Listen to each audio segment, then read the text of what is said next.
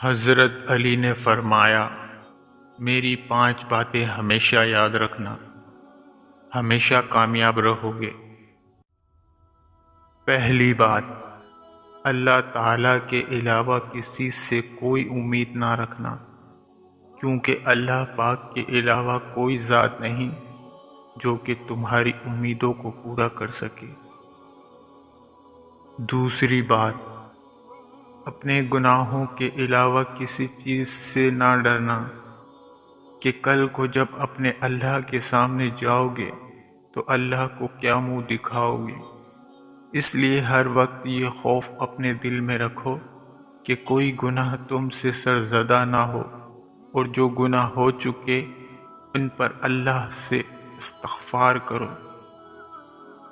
تیسری بات یہ ہے کہ اگر تم سے کوئی ایسی بات پوچھی جائے جس کا تمہیں علم نہ ہو تو یہ کہتے ہوئے نہ شرمانا کہ میں نہیں جانتا۔ بہت سے لوگ ایسے ہیں جو کہ ایک چیز کے بارے میں نہیں جانتے، پھر بھی تکے لگانا شروع کر دیتے ہیں۔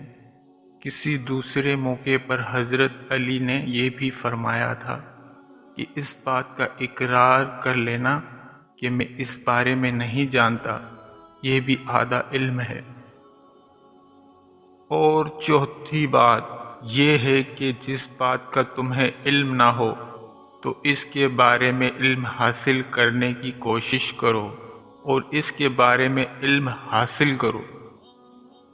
اور آخری بات یہ فرمائی کہ صبر کرو، ہر حال میں صبر کرنا انسان کے لیے بہتر ہے، اور صبر ایمان کا حصہ ہے۔ بلکہ یہاں تک فرمایا کہ صبر کا مقام ایسا ہے جیسا کہ بدن میں سر کا مقام ہے۔ معلوم ہوا کہ صبر کا مقام ایمان کے ساتھ بڑا گہرا تعلق ہے، اس لیے چاہیے کہ صبر کا دامن کبھی نہیں چھوڑنا چاہیے۔